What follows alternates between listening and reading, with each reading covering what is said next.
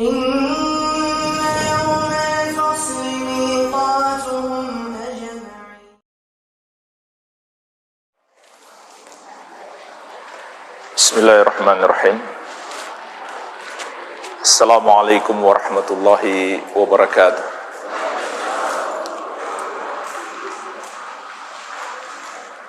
Alhamdulillahi ala ihsanih wa syukru lahu ala taufiqihi wa amtinanih. Wa ashhadu an la ilaha illallah wahdahu la syarikalah ta'ziman li sya'nih. Wa ashhadu anna Muhammadan abduhu wa rasuluh ad-da'i ila ridwanih. Sallallahu alaihi wa ala alihi wa ashabihi wa ikhwanih. Amma ba'd, fa ikhwani fid din wa akhwati fillah, kaum muslimin wal muslimat yang saya cintai dan saya muliakan, rahimani wa rahimakumullah. Semoga Allah subhanahu wa ta'ala senantiasa mencurahkan rahmatnya kepada kita sekalian. Di dalam Al-Quran, dalam surat Al-Isra ayat ke-23, Allah subhanahu wa ta'ala menegaskan, wa qada rabbuka alla ta'budu illa iyyahu wa bil walidaini ihsanan imma yablughanna indakal kibar ahaduhuma aw kilahuma fala takul lahuma uff wala tanharhuma wa qul lahuma qawlan karima wakhfid lahuma janaha dhulli minar rahmah wa qur rabbirhamhuma kama rabbayani shaghira. Dan Rabbmu telah menetapkan bahwa kamu tidak boleh beribadah kecuali kepadanya, dan hendaklah kamu berbuat baik kepada kedua orang tuamu. Maka apabila mencapai umur tua, salah satu dari kedua orang tuamu atau kedua-duanya bersamamu, jangan sekali-kali kamu mengatakan kepada keduanya uff. Jangan pula kamu membentak keduanya, dan ucapkanlah kepada keduanya ucapan yang mulia, dan rendahkanlah dirimu kepada keduanya karena kasih sayang, dan ucapkanlah Rabbirhamhuma kama rabbayani shaghira. Wahai Rabbku, sayangilah kedua orang tuaku sebagaimana mereka memelihara aku ketika kecil. Surat Al-Isra ayat 23-24. Jemaah sekalian, marilah kita perhatikan ayat yang mulia ini. Allah subhanahu wa ta'ala menegaskan, wa qada rabbuka, dan Rabbmu telah menetapkan. Jemaah sekalian, para ulama ahli tafsir menjelaskan, ada rahasia besar mengapa dalam ayat ini Allah tidak mengatakan wa qadallahu, tetapi wa qada rabbuk.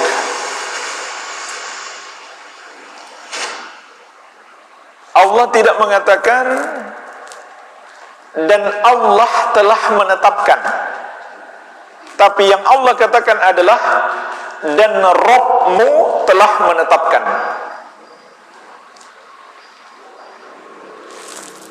Karena Allah ingin memberi pelajaran kepada kita bahwa ketetapan ini tidak boleh ditolak.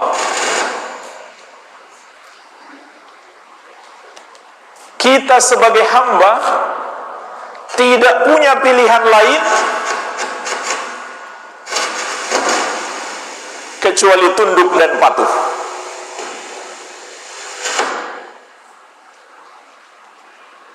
Kenapa jemaah sekalian? Karena yang menetapkan adalah Rabb-mu. Apa artinya Rabb? Rabb itu maknanya adalah yang menciptakan kita, yang menciptakan seluruh makhluk, yang menciptakan segala sesuatu, serta menguasainya dan menakdirkan atau mengatur segala sesuatu. Itulah makna Rabb. Allah adalah Rabb kita, artinya Dia yang menciptakan kita, yang menguasai kita, yang mengatur kita, yang menciptakan, menguasai dan mengatur seluruh makhluk. Tidak ada satu makhluk pun kecuali ciptaannya. Tidak ada yang berwujud selain Dia kecuali makhluknya. Dan tidak ada satupun makhluk yang dapat keluar dari bawah kekuasaannya. Tidak ada satupun yang dapat menentang apa yang telah Dia tetapkan, apa yang Dia atur, apa yang Dia takdirkan. Dan seluruh makhluk butuh kepadanya. Dialah yang memberikan rezeki kepada seluruh makhluk, yang mencurahkan segala kenikmatan. Seluruh makhluk selalu butuh kepadanya. Tidak ada sedetik pun dalam hidup kita kecuali kita butuh kepadanya. Oleh karena itu, di antara nama Allah adalah As-Samad. Qul huwallahu ahad, Allahu samad. As-Samad itu maknanya yang seluruh makhluk butuh kepadanya. Maka jemaah sekalian, ayat ini dimulai dengan memberi isyarat kepada kita bahwa ketetapan ini datang dari Rabb kita, yang menciptakan kita, menguasai kita, mengatur kita, yang memberikan rezeki dan mencurahkan segala kenikmatan untuk kita, yang maha mampu menghukum kita, yang maha mampu memberi ganjaran atas semua perbuatan kita, dan kita selalu butuh kepadanya, sehingga kita tidak punya pilihan kecuali tunduk dan patuh. Ini pelajaran penting yang bisa kita petik dari awal ayat. Rabb-mu telah menetapkan, maksudnya kamu nggak ada pilihan lain kecuali tunduk dan patuh. Kalau kamu tidak patuh, kamu akan dimurkai oleh Rabb-mu, oleh Allah Subhanahu wa ta'ala. Apa yang Allah tetapkan dalam ayat ini jemaah sekalian? Ada dua ketetapan. Ketetapan yang pertama, alla ta'budu illa iyyahu. Kamu tidak boleh menyembah kecuali hanya kepadanya. Inilah ketetapan Allah yang pertama dalam ayat ini, yang kita kenal dengan ajaran tauhid, yaitu kita menyembah hanya kepada Allah yang satu saja. Tidak sedikit pun kita persembahkan ibadah kita kepada selainnya. Dan tauhid itu jemaah sekalian, ayat ini mengajarkan kepada kita, kalau kita ingin mengamalkan tauhid, maka kita harus mengamalkan dua rukun. Dua rukun yang terkandung di dalam ayat ini persis seperti yang terdapat di dalam kalimat tauhid la ilaha illallah. Rukun yang pertama, di dalam firman Allah, alla ta'budu, kamu tidak boleh beribadah. Ini sama artinya dengan la ilaha. Rukun apa yang terkandung di dalamnya? Rukun an-nafyu, penafikan. Apa maknanya penafikan? Maknanya adalah pengingkaran terhadap semua yang disembah selain Allah. Kalau kita tunduk pada ketetapan Allah ini, maka kita ingkari, kita salahkan semua peribadahan kepada selain Allah. Kalau kita nggak menyalahkan, berarti kita menentang ayat ini. Dan kita menentang bagian yang pertama dari la ilaha illallah. Dan menentang itu berarti membatalkan Islam, karena itu pintu masuk Islam. La ilaha illallah adalah pintu masuk Islam bagi yang mengamalkannya. Yang menentangnya bisa jadi pintu keluar dari Islam. Maka ini bagian pertama. Kamu jangan menyembah la ilaha, tidak ada satupun yang berhak disembah. Semua yang disembah selain Allah salah. Itu keyakinan seorang muslim. Kemudian rukun yang kedua, illa iyyahu, kecuali hanya kepadanya.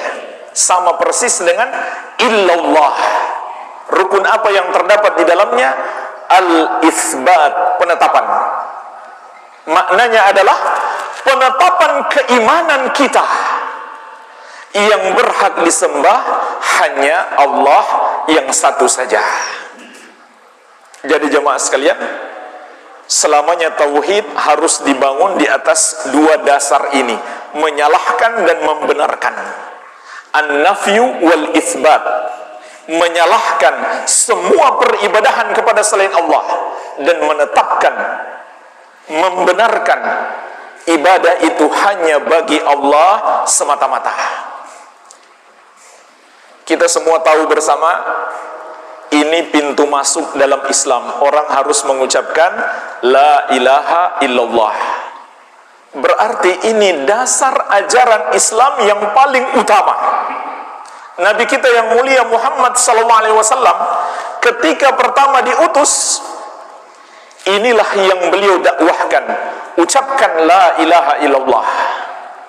Hasilnya apa jemaah sekalian? Mayoritas manusia ketika itu membenci beliau. Padahal sebelum beliau mengatakan itu, beliau adalah orang yang paling mereka cintai. Tidak ada bangsa Arab yang mengenal Muhammad SAW kecuali pasti mencintainya. Karena akhlaknya yang paling mulia, tutur katanya yang paling sopan santun, dan paling dermawan, paling suka berbuat baik, paling suka menolong orang, serta paling amanah. Mereka menjuluki beliau dengan Al-Amin, orang yang paling terpercaya. Kenapa tiba-tiba menjadi orang yang paling mereka benci? Menjadi orang yang paling mereka musuhi. Mereka lempari beliau dengan kotoran. Mereka juluki beliau dengan pendusta besar. Dulu mereka bilang yang paling terpercaya. Mereka bilang penyair gila. Kata-katanya bukan ayat Allah tapi syair yang dia ciptakan. Padahal mereka tahu beliau tidak pernah belajar baca tulis. Makanya Nabi SAW disebut Nabi yang ummi. Artinya apa? Tidak tahu baca tulis. Bagi Nabi Muhammad SAW itu bukan aib. Allah memang sengaja untuk membuktikan kepada mereka, ini Al-Quran, ajaran beliau, bukan beliau menjiplak dari buku-buku lain, tidak. Bukan beliau belajar dari orang lain, tidak. Karena beliau nggak bisa baca tulis. Tapi kalau bagi kita ya aib namanya. Kalau nggak tahu baca tulis. Bagi Nabi Muhammad SAW itu bukan aib. Supaya menjadi bukti dia betul-betul mendapat wahyu. Dia nggak bisa menulis. Bagaimana dia bisa mengarang Al-Quran? Baca tulis saja nggak bisa. Tapi mereka bilang dia penyair gila. Kata-katanya adalah syair, bukan ayat Allah. pada akhirnya jemaah sekalian, mereka bersepakat untuk membunuh beliau. Ini puncaknya. Puncak malam beliau terusir dari negeri tempat kelahiran beliau, negeri yang beliau cintai, Makkah, dan di situ ada Masjidil Haram, masjid yang paling mulia. Di malam beliau berhijrah ke kota Madinah, mereka sudah bersepakat untuk membunuh beliau.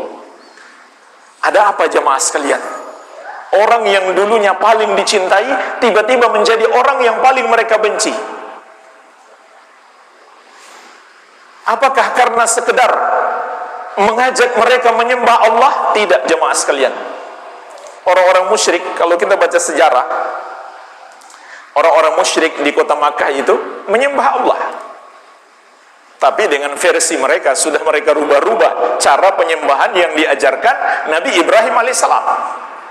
Mereka memuliakan Ka'bah. Itulah sebabnya Abraha ingin menghancurkan Ka'bah. Karena orang Arab secara umum yang di Makkah, di Madinah, di Yaman itu memuliakan Ka'bah. Kenapa memuliakan Ka'bah? Karena tahu itu Baitullah, rumah Allah. Maka Abraha membangun gereja. Abraha seorang Nasrani. Dia adalah salah satu gubernurnya Romawi di negeri Yaman. Dia bangun gereja besar di Yaman dengan harapan mereka tidak lagi memuliakan Ka'bah, mau datang ke gerejanya. Gereja itu dibuat megah. Ternyata orang Arab di Yaman tersinggung. Masa dia mau menyaingi Ka'bah kita? Maka dia pun datang lalu melempari kotoran ke gereja Abraha. Disitulah Abraha marah besar, lalu menyusun pasukan besar dengan gajah untuk menghancurkan Ka'bah. Jadi orang Arab memuliakan Ka'bah, menyembah Allah, sehingga bukan karena itu mereka membenci Nabi Muhammad SAW. Lalu apa sebabnya jemaah sekalian? Mereka membenci Nabi Muhammad SAW karena suka menyalah-nyalahkan. Apa yang beliau salahkan? Ya memang salah. Inilah yang diajarkan agama kita. Yang salah, katakan salah.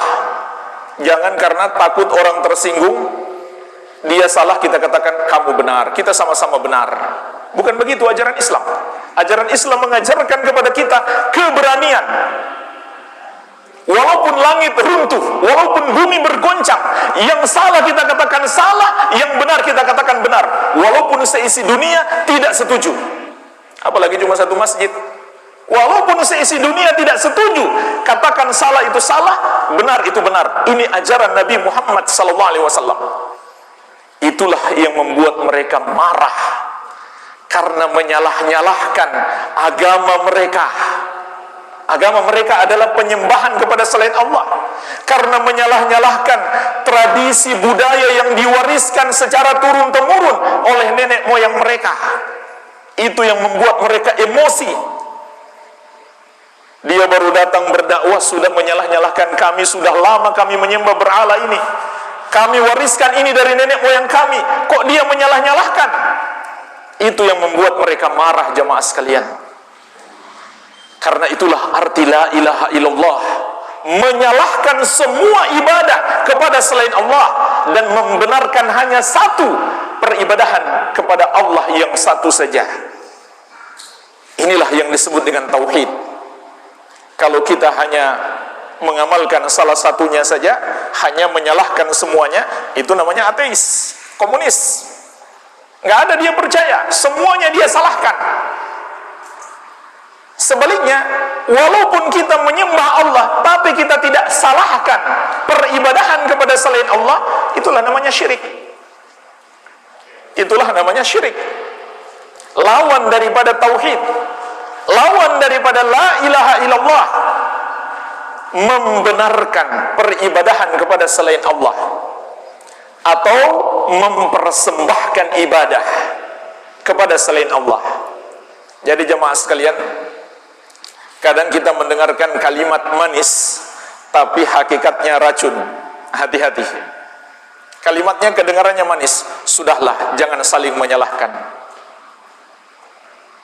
Sudahlah, jangan merasa benar sendiri.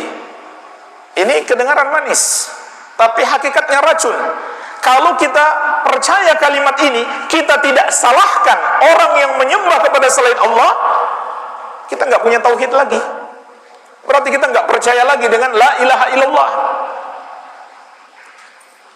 Kalau kita benarkan orang yang mengatakan Allah punya anak, nggak ada gunanya jemaah sekalian. Dari kecil kita hafal qul huwallahu ahad, Allahu samad, lam yalid wa lam yulad. Itu apa gunanya kita hafal dari kecil? Lam yalid wa lam yulad.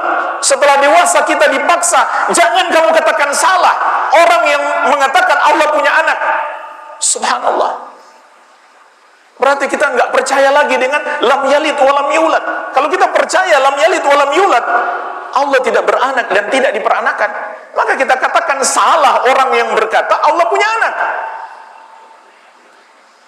Jadi kalau kita membenarkan peribadahan kepada selain Allah, kita tidak menyalahkan, maka kita menentang Allah subhanahu wa ta'ala.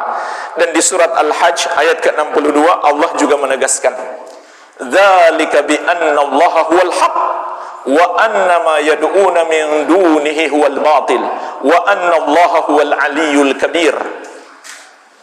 Demikianlah Allah itu sesembahan yang hak, dan semua yang mereka sembah selain Dia adalah batil, salah, tidak benar. Kemudian Allah jelaskan, Allah sebutkan alasannya mengapa hanya Allah yang berhak disembah. Semua yang disembah selain Dia adalah salah.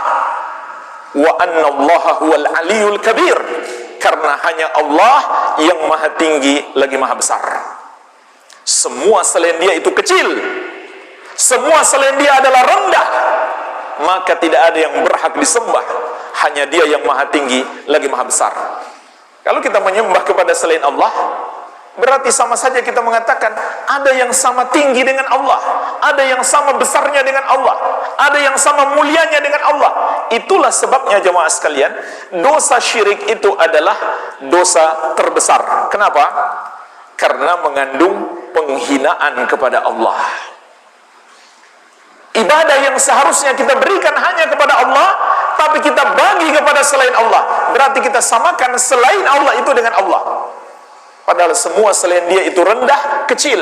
Bagaimana disamakan dengan Allah yang maha tinggi lagi maha besar? Itu adalah penghinaan. Maka Allah pun menetapkan dosa terbesar adalah dosa syirik. Dosa yang paling Allah murkai, dosa yang tidak terampunkan apabila pelakunya mati sebelum bertobat. Kalau dia tobat, Allah ampuni. Adapun dosa-dosa lain, apapun itu, asalkan selain syirik dan kufur, andai pelakunya sampai mati nggak tobat, masih mungkin Allah ampuni. Sebagaimana Allah tegaskan di surat An-Nisa ayat 48, innallaha la yaghfiru ayyushraka bihi wa yaghfiru ma duna dzalika liman yasha. Sesungguhnya Allah tidak akan mengampuni dosa syirik dan akan mengampuni dosa yang lebih ringan daripada itu bagi siapa yang Dia kehendaki. Maksud ayat ini, walaupun sampai mati dia enggak tobat, kalau Allah menghendaki diampuni, maka diampuni. Kalau Allah menghendaki diazab, maka diazab. Tetapi jemaah sekalian, andai dia diazab, azabnya tidak kekal. Sebab yang kekal hanyalah orang musyrik. Sebagaimana Allah tegaskan di surat Al-Maidah ayat 72, wa may yusyrik billahi, dan siapa yang mempersekutukan Allah, innallaha harrama alaihil jannah wa ma'wahun nar wa ma lidzalimina min ansar. Barang siapa yang mempersekutukan Allah, maka Allah haramkan surga atasnya, neraka adalah tempatnya, dan tidak ada yang bisa menolong orang-orang yang zalim tersebut. Innahu may yusyrik billahi faqad harramallahu alaihil jannah wa ma'wahun nar wa ma lidzalimina min ansar. Tidak ada yang bisa menolong mereka, tidak ada yang bisa memberi syafaat kepada mereka. Jadi jemaah sekalian, kita pun paham mengapa dosa syirik itu dosa terbesar, karena di dalamnya mengandung penghinaan kepada Allah Subhanahu wa taala. Inilah ketetapan yang pertama. Sekali lagi saya ingatkan pelajaran di awal tadi, ini ketetapan Allah yang manusia tidak punya hak untuk menolak. Manusia di sini hanya punya kewajiban, yaitu tunduk dan patuh. Maka manusia tidak punya hak untuk menyembah kepada selain Allah. Oleh karena itu, Allah menetapkan kalau dia menyembah kepada selainnya, dia dihukumi sebagai pelaku dosa terbesar. Andai itu hak dia, tentu dia nggak berdosa dong. Kalau menyembah kepada selain Allah hak manusia, maka tentu dia nggak berdosa. Tapi dalam ayat ini, dalam banyak ayat Allah tetapkan justru dia pelaku dosa terbesar. Jadi manusia tidak punya hak untuk memilih sesembahan selain Allah, sebagaimana manusia tidak punya hak untuk memilih agama selain Islam. Kenapa jemaah sekalian? Karena kalau dia masuk agama selain Islam, dia akan menyembah kepada selain Allah. Bagaimana mungkin itu menjadi haknya, sementara dia melakukan dosa terbesar? Maka inilah tauhid yang salah, kita katakan salah. Tapi jemaah sekalian, bedakan mengatakan salah dan menzolimi. Itu dua hal yang berbeda. Kalau kita katakan orang itu salah, itu bukan kezoliman, justru kita menolong dia. Kita katakan kamu salah, kamu harus taubat, kamu harus ke jalan yang lurus. Itu pertolongan terbesar dalam hidup ini. Orang yang menasehati kita jemaah sekalian, ketika kita salah, itulah orang yang sayang kepada kita secara hakiki. Kalau kita salah, lalu ada saudara kita bilang benar, itu orang bisa jadi setan jemaah sekalian, bukan teman kita. Setan itu, kita salah kok dia bilang benar, berarti dia mau jerumuskan kita. Harusnya dia tegur kita, dia ajak kita ke surga, jangan dia biarkan kita masuk ke neraka. Jadi seperti yang saya katakan tadi, ini kalimat kedengaran manis, jangan suka menyalahkan. Padahal Islam mengajarkan yang salah kita salahkan, yang benar kita benarkan. Yang tidak boleh itu yang benar kita salahkan. Itu yang justru tidak boleh. Yang benar kita katakan salah, yang salah kita katakan benar, atau kita nggak mau sebut itu sebagai kesalahan. Inilah ketetapan yang pertama. Ketetapan yang kedua kata Allah, wa bil walidaini ihsanan, dan hendaklah kamu berbuat baik kepada kedua orang tuamu. Jemaah sekalian, tidak ada seorang pun yang berkata manusia itu punya hak memilih. Dia mau berbuat baik, mau berbakti kepada orang tua atau tidak, terserah dia. Nggak ada orang berkata begitu. Jangankan muslim, orang kafir pun akan berkata namanya anak harus berbakti kepada orang tua. Nggak ada yang bilang anak boleh memilih, hak dia lah.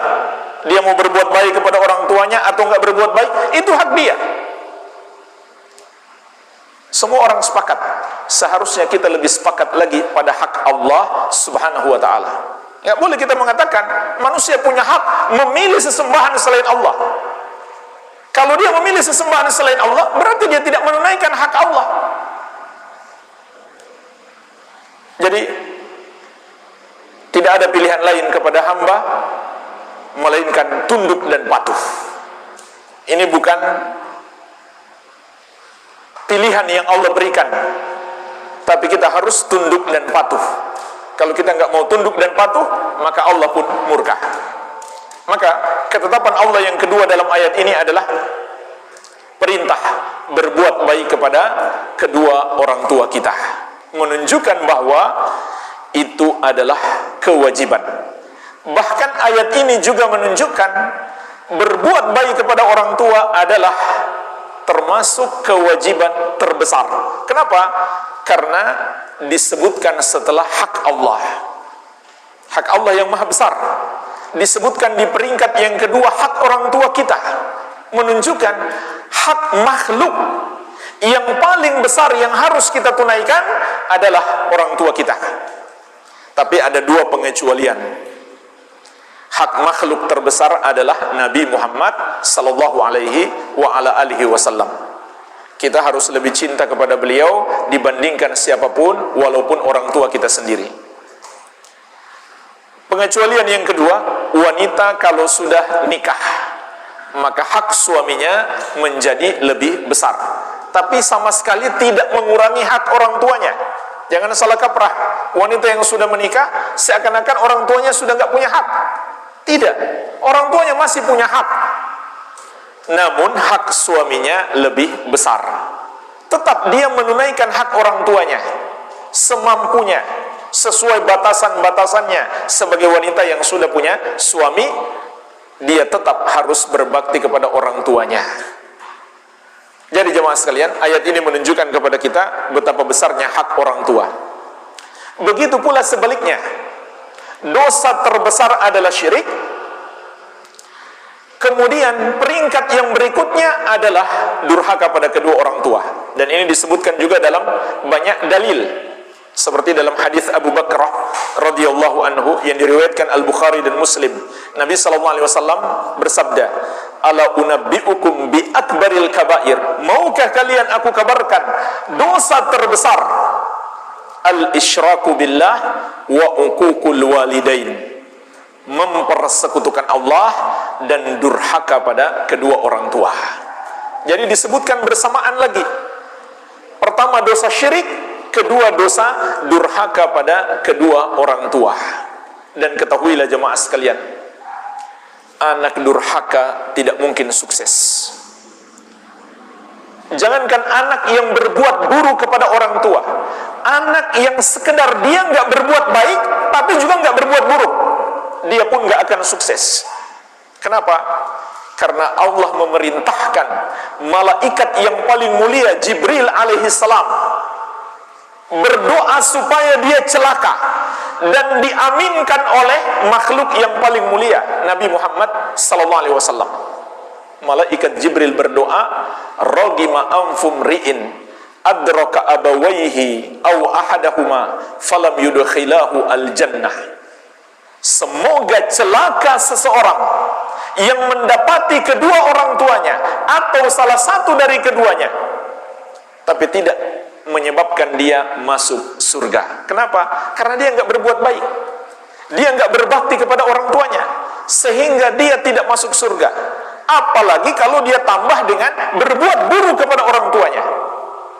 Yang berdoa malaikat Jibril, dan Allah yang perintahkan beliau berdoa, yang mengaminkan Nabi kita yang mulia Muhammad SAW. Semoga anak itu celaka. Bagaimana mungkin dia beruntung jemaah sekalian? Bagaimana mungkin dia sukses? Dia pasti hancur di dunia dan menanti azab yang pedih di alam kubur, di hari kebangkitan, dan azab neraka. Jadi nggak mungkin sukses anak durhaka itu. Bahkan jemaah sekalian, kita sering mendengarkan, ini fakta, ada orang kafir tapi berbakti kepada orang tua, maka di dunia dia sukses. Di dunia dia sukses, padahal dia kafir, tapi dia berbakti kepada orang tua, dia perhatikan orang tuanya. Di dunia Allah berikan balasan, cuma karena dia kafir, balasannya disempurnakan di dunia, dan di akhirat tidak tersisa apa-apa kecuali neraka. Yang bisa menyelamatkan dari azab neraka, kunci utamanya adalah tauhid, pemurnian ibadah hanya untuk Allah semata, dan menjauhi semua kesyirikan dan kekafiran. Orang-orang kafir yang berbuat baik di dunia, Allah balas, karena Allah kan maha adil. Perbuatan baik apapun tidak disia-siakan, dan Allah sempurnakan pembalasan terhadap kebaikan mereka di dunia. Namun di akhirat, dosa-dosa kekafiran dan kesyirikan mereka menghapuskan amalan-amalan mereka. Kata Allah, "Wa qadimna ila ma 'amilu min 'amalin faja'alnahu haba'an manthura." kami hadapi amalan yang mereka kerjakan, dan kami jadikan amalan itu bagaikan debu-debu yang berterbangan, tidak ada gunanya. Hari ini ada orang-orang yang dengan sombongnya menolak la ilaha illallah, maka di akhirat mereka akan melihat amalan-amalan mereka berterbangan, tidak ada gunanya sama sekali. Jadi jemaah sekalian, ini penting berbuat baik kepada orang tua kita. Dan perbuatan baik dalam ayat ini Allah sebut dalam bentuk nakirah dengan menggunakan tanwin, wabil walidaini ihsanan, sehingga dia memiliki makna umum. Ini dalam bahasa Arab memiliki makna umum. Makanya kata para ulama, perbuatan baik kepada orang tua itu mencakup semua perbuatan baik. Artinya kita nggak usah bingung-bingung bagaimana cara berbuat baik kepada orang tua. Ayat ini mengandung makna lakukan semua perbuatan baik, apa saja yang bisa membuat orang tua kita senang, yang bisa membuat mereka tersenyum, yang bisa membuat mereka tambah sayang kepada kita. Lakukan apapun itu dengan syarat. Syaratnya dua. Pertama, masih dalam batas kemampuan kita. Misalkan orang tua kita butuh mobil, kita bisanya beli Avanza saja, tapi orang tua mintanya Alphard, ya kita mohon maaf. Kalau kita bisa beli Alphard, kenapa tidak? Belikan jemaah sekalian. Itu sama saja kita membeli surga kita dengan harga yang murah. Hanya sebuah Alphard. Apa bandingannya dengan surga? Nggak ada apa-apanya. Surga nikmatnya abadi, kekal. Sementara harta kita tidak lama lagi kita akan tinggalkan, menjadi milik orang lain, menjadi milik ahli waris kita. Ini pertama, dalam batas kemampuan kita. Syarat yang kedua adalah tidak mengandung dosa. Karena hak Allah kan lebih tinggi daripada hak orang tua kita. Kalau orang tua kita menyuruh kita berbuat dosa, maka tidak boleh kita taati. Sebab Nabi SAW menegaskan, innamat ta'a fil ma'ruf. Ketaatan itu hanya dalam perkara yang ma'ruf. La ta'ata li makhlukin fi maksiatil khaliq. Tidak boleh taat kepada makhluk untuk bermaksiat kepada Allah sang pencipta. Ini orang tua kita. Apalagi cuma pimpinan perusahaan kita, cuma atasan kita. Orang tua kita saja nggak boleh kita taati kalau menyuruh kita berbuat dosa. Tapi tidak bermakna kita kemudian membentak orang tua kita, tidak. Kita sampaikan dengan kata-kata yang baik. Mohon maaf ayah ibu, saya nggak bisa melakukan apa yang ayah ibu inginkan, karena itu dosa. Bukan kita bentak, tidak jemaah sekalian. Perhatikanlah surat Luqman ayat ke-15. Allah menegaskan, wa in jahadaka ala an tusyrika bima laysa laka bihi ilmun fala tuti'huma. Kalau kedua orang tuamu memaksamu, bukan sekedar mengajak, memaksa sekalipun, agar kamu mempersekutukan aku dengan sesuatu yang kamu tidak punya ilmu tentangnya, fala tuti'huma, jangan kamu taati keduanya. Memaksa sekalipun, bukan hanya sekedar mengajak, memaksa sekalipun, nggak boleh kita taati. Karena jemaah sekalian, orang tua kita nggak akan bisa menyelamatkan kita dari azab Allah. Kalau kita taati semua yang mereka inginkan padahal dosa, ya kita rugi besar. Dan kalau kita katakan orang tua kita kan sudah sangat baik, kenapa saya nggak taat? Maka Allah lebih baik. Allah lebih baik daripada orang tua kita. Segala kenikmatan datangnya dari Allah, maka Allah lebih berhak ditaati. Tetapi jemaah sekalian, perhatikan lanjutan ayat. Kata Allah, wa sahibuhuma fid dunya ma'rufah. Pergaulilah dua orang tuamu yang memaksamu untuk kafir itu di dunia dengan cara yang baik. Subhanallah. Ini kalau misalkan orang tua kita kafir, tetap kata Allah, pergauli dengan baik. Apalagi alhamdulillah orang tua kita juga muslim, maka lebih berhak mendapatkan perlakuan baik. Sudah masuk waktu isya ya? Insyaallah kita lanjutkan tanya jawab setelah sholat Isya. Wabillahi taufik walhamdulillahirabbil alamin. Kita lanjutkan sedikit dalam ayat yang telah kita sebutkan tadi. Allah Subhanahu wa taala juga mengajarkan kepada kita adab-adab penting terhadap orang tua kita. Dan adab ini lebih ditekankan lagi saat orang tua kita sudah berumur tua, sudah semakin lemah. Tentu kita harus berbakti walaupun orang tua kita masih kuat, tapi saat mereka sudah mulai melemah karena umur sudah semakin tua, itu lebih ditekankan lagi. Sehingga Allah mengatakan, imma yablughanna indakal kibar ahaduhuma au kilahuma. Apabila mencapai umur tua bersamamu. Perhatikan jemaah sekalian, kata-kata bersamamu itu mengandung makna. Kita nggak boleh meninggalkan orang tua kita, nggak boleh kita masukkan ke panti jompo, harus kita urus.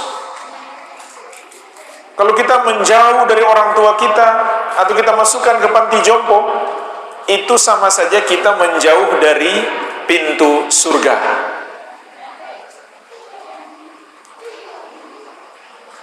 Jadi ini Allah ingatkan.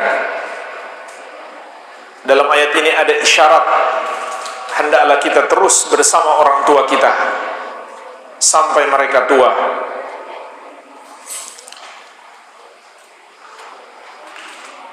Kata Allah, apabila mencapai umur tua bersamamu salah seorang dari orang tuamu atau kedua-duanya, fala takul lahuma uff, maka jangan sekali-kali kamu mengatakan kepada keduanya uff. Uff itu artinya kalimat bentakan, tapi yang paling halus. Mungkin kalau orang dengar tidak tersinggung, tidak marah karena saking halusnya, tapi Allah melarang. Nggak pantas kalimat itu digunakan kepada orang tua kita. Mungkin kalau kawan kita ya biasa saja. Yang lebih keras sedikit dari itu pun kalau kawan saja masih wajar, masih biasa, kawan dekat. Tapi bagi orang tua kita, walaupun yang paling halus, itu terlarang. Wala tanharhuma, jangan pula membentak dengan kasar. Jadi yang paling halus sampai yang kasar sama-sama dilarang.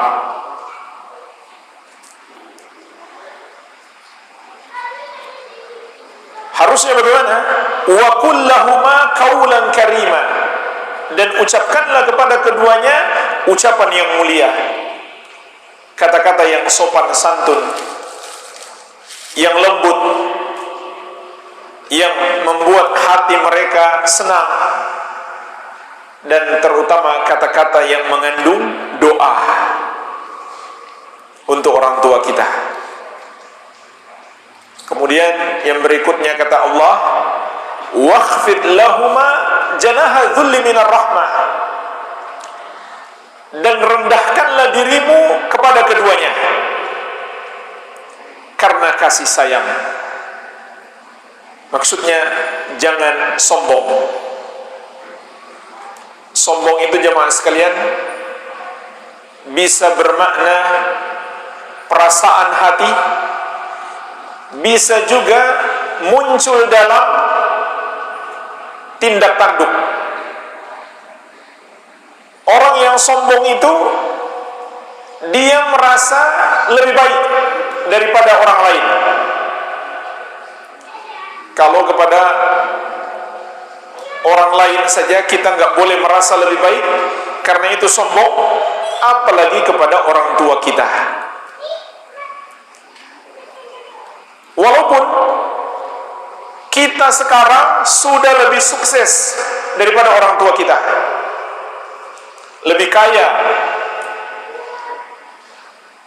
lebih pandai. Orang tua kita mungkin nggak lulus SD, kita sudah sarjana. Jangan pernah kita menyombongkan diri. Di kantor kita bisa jadi kepala bagian, pimpinan perusahaan, atau seorang jenderal, tapi di rumah kita anak yang harus selalu tunduk patuh kepada orang tua, yang harus selalu mencari keridhaan orang tua. Ingat Nabi SAW bersabda, ridallahi fi ridal walidain wa sukhtullahi fi sukhtil walidain. Ridho Allah pada ridho kedua orang tua, dan murka Allah pada murka kedua orang tua. Maka jangan berlaku sombong, kata Allah, dan lakukan itu dengan penuh kasih sayang. Bukan hanya sekedar kasihan, sudah tua, tapi memang karena kita menyayangi mereka. Dan ketahuilah jemaah sekalian, sayangnya kita kepada hamba-hamba Allah, terutama kepada orang tua kita, itu juga menjadi sebab sayangnya Allah kepada kita. Sebesar apa sayangnya kita kepada makhluk, sebesar itu pula sayangnya Allah kepada kita. Nabi SAW mengatakan, irhamu man fil ardi yarhamkum man fis sama. Sayangi makhluk yang di bumi, maka Allah yang di atas langit akan menyayangimu. Innama yarhamullahu min ibadihi ruhama. Nabi SAW juga mengatakan, hanyalah yang Allah sayangi dari hamba-hambanya adalah orang-orang yang penyayang. Maka jemaah sekalian, jadilah orang yang penyayang agar Allah menyayangi kita. Kemudian bagian akhir ayat ini Allah memerintahkan kita berdoa, wa qur rabbirhamhuma kama rabbayani shaghira. Ucapkanlah, wahai Rabbku, sayangilah, rahmatilah kedua orang tuaku sebagaimana mereka memelihara aku ketika kecil. Selalu mendoakan orang tua kita, dan doa ini berlaku saat orang tua kita masih hidup maupun orang tua kita sudah wafat. Karena kalau kita doakan rahmat, kalau orang tua kita masih hidup dan Allah merahmati mereka, maknanya adalah Allah mengampuni dosa mereka yang telah lalu dan menjaga mereka dari keburukan di masa sekarang dan masa yang akan datang. Itu artinya Allah merahmati seseorang, Allah ampuni dosanya yang telah lalu, dan Allah jaga dia dari keburukan di masa saat ini maupun masa yang akan datang. Tapi kalau orang tua kita sudah wafat, makna doa memintakan rahmat artinya memohonkan ampun kepada Allah untuk mereka agar mereka dimasukkan ke dalam surga dan selamat dari api neraka. Tapi jemaah sekalian, kalau kita hubungkan dengan kajian kita di awal tadi, maka yang boleh kita doakan untuk masuk surga jika orang tua sudah wafat hanyalah orang tua yang beriman. Kalau orang tua kita kafir, na'udzubillah, sampai mati nggak bertobat, Allah melarang kita untuk mendoakannya. Kita doakan pun nggak ada gunanya, nggak mungkin selamat. Ayah Nabi Ibrahim alaihissalam saja nggak selamat, padahal ayah seorang nabi. Kenapa? sampai mati dia memilih kekafiran, tidak mau beriman. Kalau kita doakan, maka kita berdosa dan tidak akan Allah kabulkan. Tapi kalau seseorang punya orang tua kafir dan masih hidup, hendaklah dia doakan supaya dapat hidayah. Doakan supaya dapat hidayah. Kalau dia enggak taubat sampai mati, tidak boleh lagi mendoakan. Surat At-Taubah ayat 113 Allah menegaskan, "Maka lin nabi walladzina amanu ayastaghfiru lil musyrikin walau kanu uli kurba." Tidak boleh bagi seorang nabi memohonkan ampun bagi orang-orang musyrik. Tidak boleh pula bagi orang-orang beriman memohonkan ampun bagi orang-orang musyrik, walaupun kerabat dekat, walaupun keluarga. Ayat ini turun karena Nabi sallallahu alaihi wasallam ingin memohonkan ampun bagi Abu Thalib. Maka Allah melarang, padahal Abu Thalib besar jasanya, tapi sampai mati dia sendiri enggak mau beriman. Maka perbuatan-perbuatan baiknya selama hidup tidak memberi manfaat di akhirat kalau tanpa keimanan. Walhamdulillah jemaah sekalian, ini yang bisa kita bahas, semoga bermanfaat.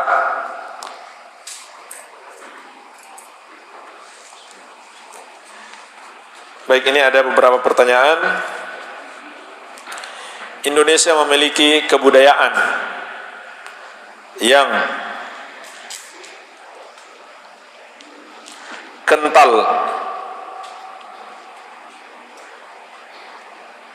Apa ini? Lalu bagaimana perspektif Islam mengenai kebudayaan tersebut yang biasanya dianggap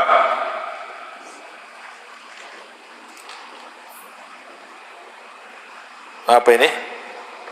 Benci budaya jika tidak melakukannya.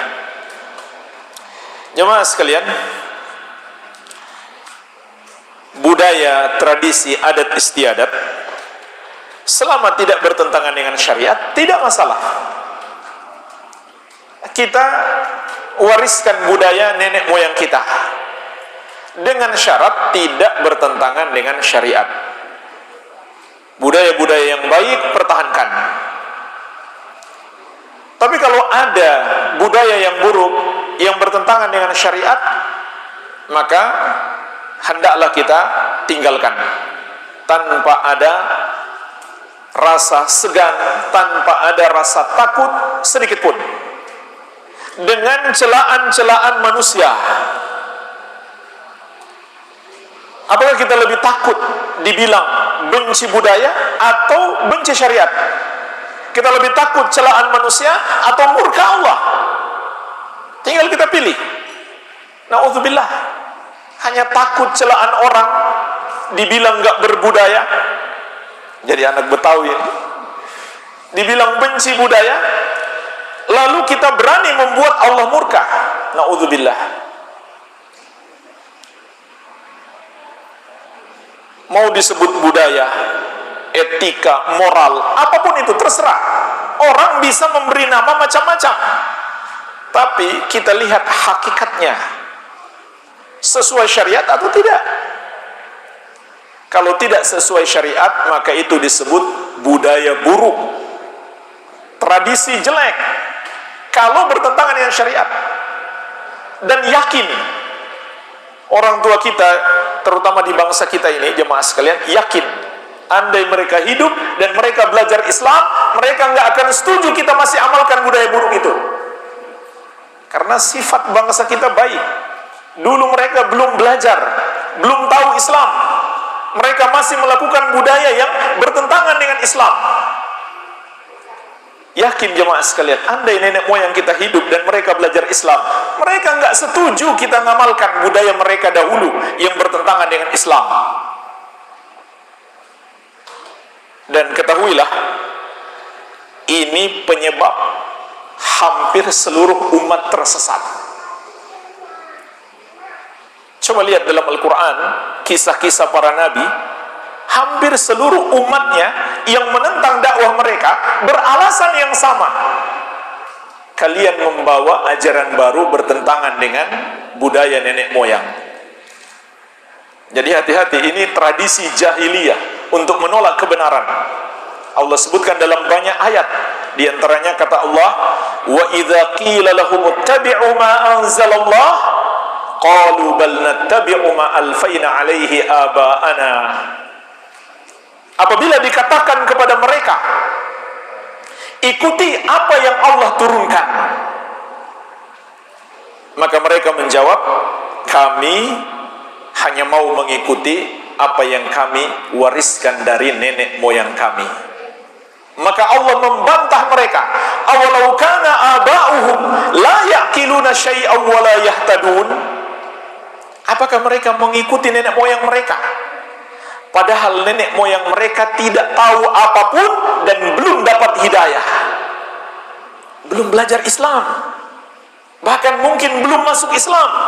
Apakah layak semua orang yang mewariskan budaya kepada kita, kita terima begitu saja, padahal mereka membuat budaya itu bukan berdasarkan petunjuk dari Allah Subhanahu wa ta'ala. Tapi jemaah sekalian, kalau kita telusuri sejarah ke belakang umat manusia, sesungguhnya budaya asli manusia adalah tunduk kepada Allah, mentauhidkan Allah, menjauhi kesyirikan. Budaya syirik itu adalah permainan setan, tipuan setan yang dimasukkan pada budaya manusia. Apakah Nabi Adam berbuat syirik? Enggak mungkin. Beliau seorang nabi. Beliau kan manusia pertama. Tidak ada budaya syirik. Dan itu bertahan selama 10 generasi. Tidak ada budaya syirik pada umat manusia. Bacalah penafsiran surat Al-Baqarah ayat 213. Allah mengatakan, kanan nasu ummatan wahidata faba'atsallahu nabiyyina mubashshirina wa mundzirina. Dulu manusia adalah umat yang satu, lalu terjadilah perpecahan, maka Allah mulai mengutus para nabi dan rasul setelah Nabi Adam alaihissalam. Dalam riwayat Bukhari, Ibnu Abbas radhiyallahu anhuma menjelaskan, ini bertahan selama 10 kurun. Umat manusia itu bersatu, tidak ada perpecahan. Apa yang dimaksud dengan bersatu? Kata Ibnu Abbas radhiyallahu anhuma, maksudnya adalah semua menyembah hanya kepada Allah. Tidak ada budaya syirik ketika itu selama 10 generasi. Jadi kalau bicara mana yang paling tua, ini budaya yang lebih asli. Tidak ada budaya syirik. Jadi jemaah sekalian, jangan sampai kita takut celaan manusia lalu kita meninggalkan syariat Allah Subhanahu wa ta'ala. Dan ingat, apa yang Allah akan tanyakan kita kelak di akhirat? Pertama, madza ta'budun? Siapa yang kamu sembah? Kedua, madza ajabtumul mursalin? Apa jawaban kalian terhadap seruan para rasul? Ini yang Allah akan minta pertanggungjawaban. Dua, siapa yang kamu sembah? Apakah menyembah Allah atau tidak? Yang kedua, siapa yang kamu ikuti? Rasulkah atau kamu ikut orang lain dan menentang ajaran Rasul? Allah tidak tanya, kenapa kamu tidak amalkan budaya nenek moyangmu? Tidak. Allah tidak akan marah kalau kita meninggalkan budaya nenek moyang kita. Yang Allah marah kalau kita meninggalkan ajaran yang benar. Maka yang baik-baik kita terima, kita wariskan. Yang salah kita tinggalkan. Iya. Kalau nenek moyang kita dulu sudah muslim, itu pun nggak boleh kita cela. Walaupun mereka dulu mungkin salah, tapi nggak boleh kita cela. Maksudnya nggak usah kita jelek-jelekan mereka, kita doakan semoga Allah ampuni. Jadi bukan berarti kita nggak menerima budaya buruk yang diwariskan oleh generasi terdahulu, lalu kita jelek-jelekan mereka. Tidak. Selama mereka masih muslim, malah kita berkewajiban mendoakan supaya Allah mengampuni mereka. Dan kita beri uzur mereka begitu karena belum tahu. Bagaimana merespon kedua orang tua yang berselisih pendapat mengenai suatu hal terhadap anaknya dari perspektif anak? Ini pertanyaan terlalu global ya. Masalahnya masalah apa? Yang pertama, kita harus lihat dari sisi syariat. Mana yang lebih sesuai syariat, itu yang kita ikuti. Mungkin yang saya tangkap dari pertanyaan ini, ayah pingin A, ibu pingin B. Maka kita lihat dari segi syariatnya dulu. Mana yang sesuai syariat, mana yang bertentangan, kita hindari. Tapi sekali lagi, bukan bermakna kita nggak taat kepada orang tua, lalu kita bentak orang tua kita, tidak. Orang tua kita, jemaah sekalian, seburuk apapun, mati sebagai pendosa, tetap anak harus doakan selama masih muslim. Itu hak orang tua, itu luar biasa, besar sekali. Walaupun mati sebagai koruptor katakanlah, tapi dia masih muslim, kita harus mendoakan sebagai anak. Begitu pula semasa hidup, seburuk apapun orang tua kita, jangan dicela, jangan dicaci maki, tapi nasihati dengan cara yang baik. Tapi kalau sama-sama tidak bertentangan dengan syariat, ibu ingin A, ayah ingin B, mana yang kita taati jemaah sekalian? Mana yang kita taati? Ada perbedaan pendapat ulama. Pendapat yang lebih kuat insya Allah adalah yang harus lebih ditaati adalah ayah. Kenapa? Karena ayah kepala rumah tangga, dia pemimpinnya. Ibu pun dalam hal ini salah kalau menyelisihi ayah jika masih suami istri. Kita jangan menolong ibu kita yang salah, malah kita menolong dia berbuat salah kalau begitu. Iya. Karena ayah adalah pemimpin, maka ayah yang harus ditaati. Beda dengan berbuat baik. Misalkan kita punya uang nih, mana yang mau kita berikan duluan, ayah atau ibu? Nah, itu baru ibu. Itu makna hadis, ibumu 3 kali, ayahmu 1 kali. Dalam berbuat baik, ibu lebih berhak 3 kali lipat daripada ayah. Itu pun bukan berarti ayah kita abaikan, tidak. Masing-masing diberikan haknya. Jadi ini dalam berbuat baik. Tapi dalam ketaatan, ayah harus lebih ditaati daripada ibu. Iya. Bagaimana jika ibu suka menjelekan kejelekan orang lain? Kadang saya bilang sudah dengan nada bercanda, namun ibu saya marah karena beliau menganggap saya tidak mau mendengarnya. Apa marah tersebut akan jadi dosa untuk saya? Jawabannya tidak dosa, malah ibu yang berdosa. Tetaplah menasihati dengan kata-kata yang baik sambil tersenyum, sambil tertawa. Itu cara yang bagus dalam menasihati orang tua.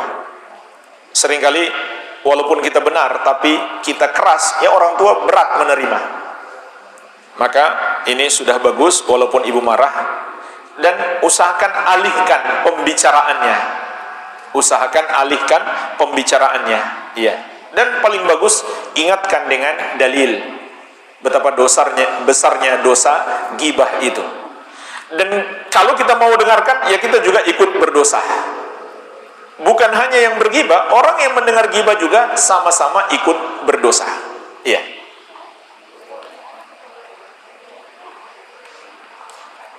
Jika ada anak yang durhaka kemudian bertobat setelah ortu meninggal, apakah akan tetap dihukum di akhirat? Kalau dia benar-benar bertobat, maka semoga insya Allah diampuni. Karena Nabi SAW mengatakan, at-taibu minadz-dzambi kaman la dzamba lahu. Orang yang bertobat dari satu dosa seperti orang yang tidak berbuat dosa itu. Dan sebagai gantinya, dulu dia durhaka kepada orang tua, maka dia harus lebih banyak lagi mendoakan kebaikan orang tuanya yang sudah wafat. Kalau masih hidup, ya harus minta maaf. Tapi kalau sudah wafat, sebagai gantinya dia lebih sering mendoakan orang tuanya. Dan jadilah anak soleh, karena yang bermanfaat adalah doa anak soleh.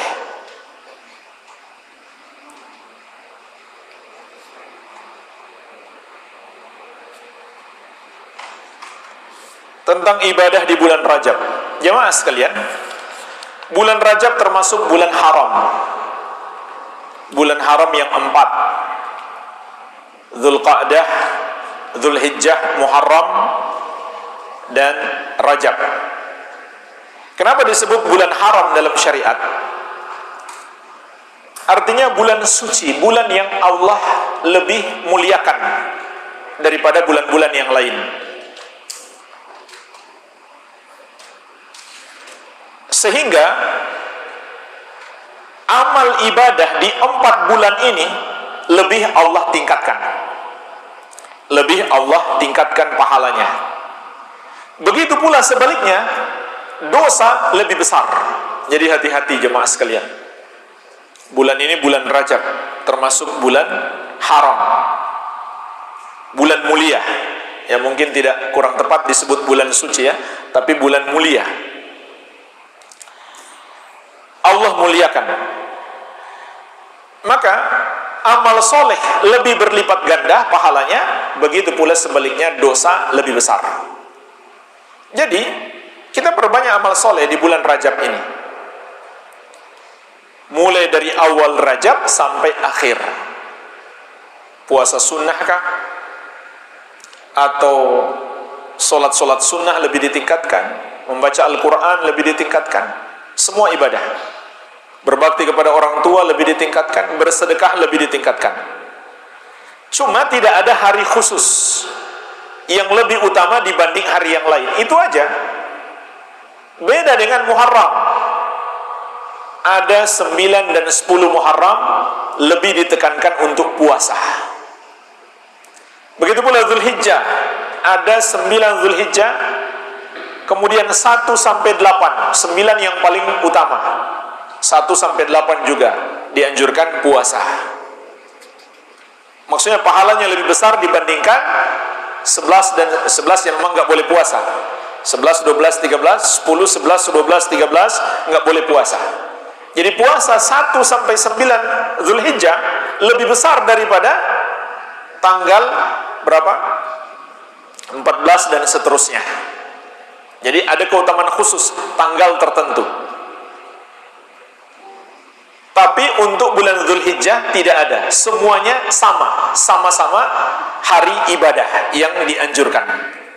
Jadi tidak ada hari khusus untuk kita dianjurkan memperbanyak ibadah di hari itu, tapi semua harinya, semua hari di bulan Rajab. Iya. Bagaimana cara berbakti kepada orang tua yang sudah meninggal? Padahal kita sudah terlanjur berdosa. Jemaah sekalian, walaupun orang tua kita sudah meninggal, masih ada cara kita berbakti. Masih ada cara kita dapat pahala besar berbakti kepada orang tua. Di antaranya adalah, dan ini yang paling tinggi, yang paling besar pahalanya, yaitu mendoakan, memohonkan ampun. Ini yang paling besar. Tetapi untuk mendapatkan amalan itu, jadilah dulu anak soleh. Kan Nabi SAW mengatakan, idza matal insan inqata'a amaluhu illa min thalathatin. Kalau mati seseorang, terputus amalannya kecuali 3. Sadaqatin jariyatin, au ilmin yuntafa'u bih, au waladin salihin yad'u lahu. Sedekah jariah, ilmu yang bermanfaat, anak soleh yang mendoakan kebaikan untuknya. Maka jadilah anak soleh yang sering mendoakan orang tuanya. Dan bukan syarat untuk mendoakan orang tua kita harus pergi ziarah, tidak. Dimanapun kita berada, doakan orang tua kita sebanyak-banyaknya. Terutama di waktu-waktu mustajab, sepertiga malam yang terakhir, dalam sujud, dalam sholat tahajud, dalam sujud kita, doakan orang tua kita. Ini bakti terbesar anak saat orang tua sudah wafat. Kemudian yang lainnya, berbuat baik kepada keluarga orang tua kita dan juga kepada teman-teman dekat mereka. Ini yang mungkin sebagian anak melupakan. Perbuatan baik ini lebih dianjurkan saat orang tua kita sudah wafat, kita lebih banyak lagi berbuat baik kepada keluarga besar mereka, terutama kakek nenek kita kalau masih ada, atau paman bibi kita, sepupu-sepupu kita, semua keluarga mereka. Maka termasuk anak durhaka jika orang tuanya wafat lalu dia bertengkar dengan keluarga orang tuanya hanya gara-gara harta. Dan itu gara-gara tidak mengikuti syariat. Coba kalau ikut syariat, selesai sudah masalah harta, masalah warisan, ikuti ketentuan syariat, sudah selesai. Maka jangan sampai kita bertengkar dengan keluarga kita hanya gara-gara harta. Ajak untuk mengikuti pembagian waris sesuai dengan ketentuan syariat. Bahkan jemaah sekalian, jangankan keluarga, teman baik, bukan keluarga, teman baik, ayah atau ibu kita dianjurkan berbuat baik.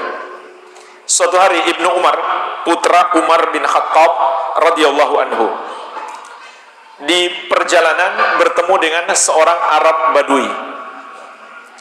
Lalu Ibnu Umar menghadiahkan kepadanya hampir semua barang berharga yang dia bawa. Ini kalau ngasih hadiah, para sahabat tuh nggak tanggung-tanggung. Jadi ketemu Arab Badui di jalan, Ibnu Umar ngasih hadiah hampir semua barang berharga yang dia bawa. Ketika orang itu pergi, teman perjalanannya merasa heran. Kenapa, wahai Ibnu Umar, ngasih kok begitu banyak, barang-barang berharga lagi? Maka apa jawaban Ibnu Umar? Karena ayah orang itu teman baik ayah saya, itu anaknya. Maka saya ingin berbuat baik kepada dia supaya ayahnya senang, supaya saya dapat pahala berbakti kepada ayah saya yang sudah wafat. Karena saya mendengarkan Rasulullah SAW bersabda, inna min abarril bir ayasilar rajul wudda abihi. Sesungguhnya termasuk sebesar-besar bakti anak kepada orang tuanya adalah dia menyambung hubungan baik dengan orang-orang yang dicintai oleh orang tuanya. Jadi jangan sampai kita bertengkar dengan keluarga orang tua kita sepeninggal mereka. Kita kalau begitu, naudzubillah, jadi anak durhaka. Begitu pula jemaah sekalian, kita boleh bersedekah mengatasnamakan orang tua kita yang sudah wafat. Kalau orang tua kita ada hutang, dibayarkan. Begitu pula hutang puasa. Juga boleh kita hajikan dan umrohkan. Tapi ini ada syarat, kita dulunya sudah pernah haji dan umroh. Nah sekarang kita mau hajikan ayah dan ibu, mana lebih dulu? Ayah atau ibu? Harusnya ibu dong, karena ini berbuat baik, beda dengan ketaatan. Ini berbuat baik, ibu lebih dulu, nanti tahun depannya baru ayah. Nggak bisa sekaligus dua-duanya. Satu kali perjalanan haji untuk satu orang saja. Ayah dulu, ibu dulu, nanti di tahun berikutnya kalau ada rezeki lagi, ibu dulu. Tapi dengan syarat, sebelumnya kita sudah pernah haji. Ya.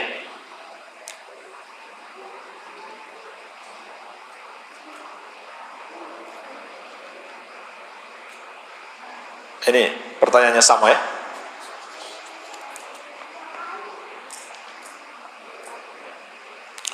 Apakah orang tua boleh menyuruh anaknya untuk cerai dari suaminya dikarenakan sang suami berada dalam penyimpangan dalam beragama, sudah sering dinasihati namun bertahun-tahun masih tetap begitu? Apakah dalam hal ini sebagai orang tua meminta anak untuk menceraikan suaminya diperbolehkan karena demi keselamatan akhirat anak? Bahkan wajib orang tuanya memerintahkan anaknya untuk minta cerai. Bahkan anaknya nggak perlu menunggu perintah orang tuanya. Kalau suaminya pelaku dosa besar, dinasihati nggak mau tobat, wajib dia meminta pisah, bercerai. Apalagi kalau misalkan dosa-dosanya sampai tingkat kekufuran, seperti nggak mau sholat misalkan, atau percaya kepada dukun, suka datang kepada dukun, itu syirik, itu dosa membatalkan Islam. Percaya kepada para dukun. maka wajib untuk bercerai kalau dia nggak mau bertobat. Tentu harus diusahakan dulu, dinasihati. Jangan bercerai begitu saja. Berusaha dulu menasihati dengan cara maksimal. Kalau kelihatannya sulit, maka tidak mengapa, bahkan harus untuk berpisah. Ya.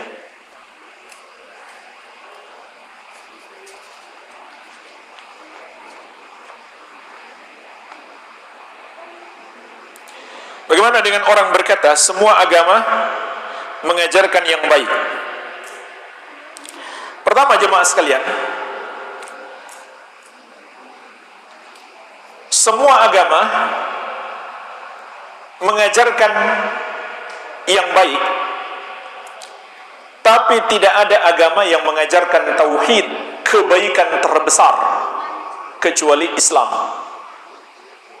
Semua agama di samping mengajarkan yang baik, mereka juga mengajarkan dosa terbesar, yaitu menyembah kepada selain Allah.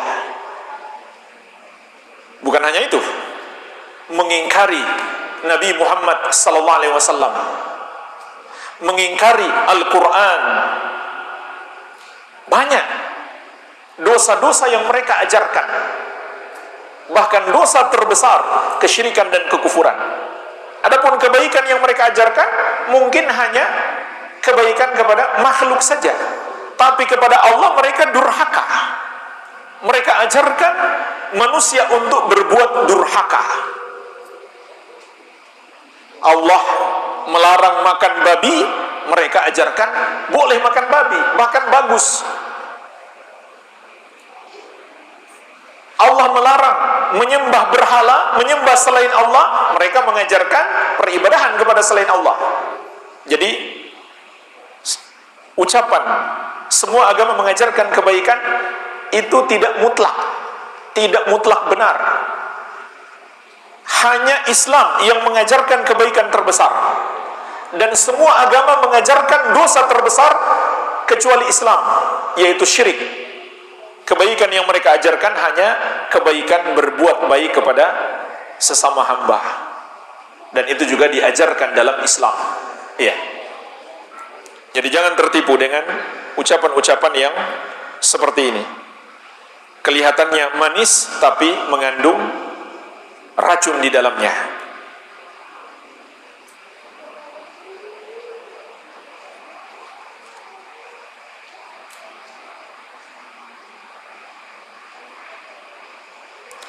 Jika orang tua belum melakukan sunnah, apakah doa kita sebagai anak tetap diterima? Kalau orang tua kita sudah wafat, selama dia tidak berbuat syirik, selama dia masih muslim, walaupun banyak mungkin amal-amal ibadah yang tidak sesuai petunjuk Nabi SAW, atau banyak dosa-dosa dia lakukan, misalkan sampai mati orang tua kita masih juga makan riba, tetap harus didoakan, karena itu bukan dosa pembatal keislaman. Intinya, selama kita yakin orang tua kita masih muslim, walaupun suka berbuat dosa selama hidup, sampai mati nggak bertobat, tetap kita sebagai anak harus mendoakan. Dan bisa jadi orang tua kita selamat dengan doa kita. Bukankah Nabi SAW telah mengatakan doa anak soleh? Maka jadilah anak soleh agar doa kita dikabulkan oleh Allah Subhanahu wa ta'ala. Bisa jadi orang tua kita yang seharusnya diazab, mereka selamat dengan sebab doa kita. Tapi ingat, itu hanya berlaku selama mereka masih muslim. Iya.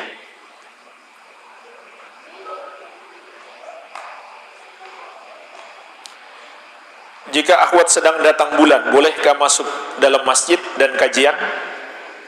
Ini permasalahan yang para ulama berbeda pendapat ya. Sebagian membolehkan, sebagian melarang.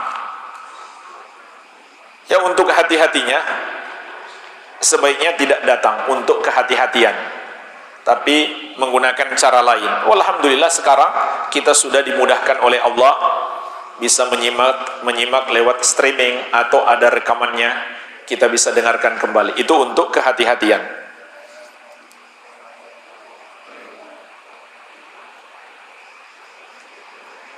Atau kalau di masjid itu ada teras misalkan yang jarang orang gunakan sholat, ya minimalnya duduk di situ.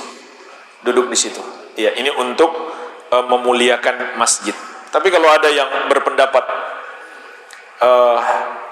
yang penting saya bisa jaga nggak jatuh darah haid itu ke masjid, ya nggak apa-apa. Saya juga ikut ulama. Nah itu ya nggak bisa kita larang, karena ini masih dalam konteks perbedaan antara para ulama ahlus sunnah, dan dalil-dalilnya memang muhtamal, artinya memiliki kemungkinan makna ini dan makna itu. Ini termasuk perdebatan panjang dalam masalah fikih tentang wanita haid dan orang junub masuk masjid. Tapi untuk kehati-hatian, jika bukan darurat, maka sebaiknya tidak datang ke masjid. Iya. Semua manusia dalam keadaan fitrah sebagai seorang muslim. Lalu apakah seorang anak yang belum balik dari orang kafir ketika ingin masuk Islam harus bersyahadat lagi atau tidak? Harus bersyahadat lagi. Karena anak yang lahir dari keluarga kafir, hukum di dunia dia dihukumi kafir juga.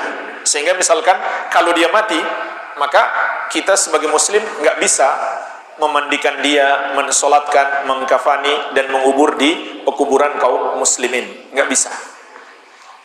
Untuk anak kecil orang kafir, para ulama menjelaskan hukumnya di dunia dan di akhirat beda. Hukum di dunia kita sikapi sebagai orang kafir. Adapun di akhirat, jika dia wafat sebelum balik, maka dia akan diuji. Ada dalil-dalil yang menjelaskan anak itu nanti akan diuji oleh Allah. Kalau dia beriman, maka dia lulus ujian. Kalau dia tidak mau beriman, maka berarti dia tidak lulus ujian. Ujinya adalah diutus Rasul kepadanya cuma sekedar ingin menguji dia di akhirat kelak. Ini juga berlaku bagi orang-orang yang misalkan hidup di hutan, hidup di daerah terpencil, nggak pernah dia ketemu ustaz, nggak pernah ketemu orang yang mengajak dia masuk Islam. Jika tiba-tiba dia muncul di kampung kita terus mati, kita anggap dia kafir. Itu hukumnya dalam syariat. Tapi di akhirat dia akan diuji oleh Allah. Dan ini juga berdasarkan keumuman ayat, wa ma kunna mu'adzibina hatta nab'atsa rasulah. Kami tidak akan mengazab sampai kami mengutus rasul. Jadi anak kecil ini walaupun dia belum balik dari keluarga kafir, dia mau masuk Islam, dia tetap harus bersyahadat, harus mengikuti proses masuk Islam. Ya. Tapi kalau dia lahir dari keluarga muslim, lalu sudah besar diminta syahadat lagi untuk masuk Islam atau supaya sah Islamnya, maka itu termasuk mengada-ada dalam agama. Tapi ada kelompok ini, saya pernah dengar di satu kota ada sebuah kelompok, mereka tidak anggap sah syahadat sampai bersyahadat di depan pemimpin kelompoknya. Dan sekali syahadat ada iurannya, satu orang 250.000. Ya. Jadi kaya lah dia itu. Ya. Ini mengada-ada dalam agama, tidak ada contoh dari Rasulullah SAW dan para sahabat beliau radhiyallahu taala anhum ajmain.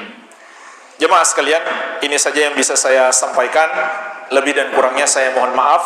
Yang benar itu dari Allah, yang salah dari kebodohan kami dan dari syaitan. Tidak lupa saya ucapkan terima kasih yang sebesar-besarnya kepada bapak-bapak DKM dan kepada panitia juga jamaah sekalian. Jazakumullahu khairan atas kesempatan yang diberikan. Kita mohon ampun kepada Allah. Subhanakallahumma bihamdik asyhadu an la ilaha illa anta astaghfiruka wa atubu ilaik. Wa sallallahu ala nabiyyina Muhammadin wa alihi wasallam. Walhamdulillahi rabbil alamin. Wassalamualaikum warahmatullahi wabarakatuh.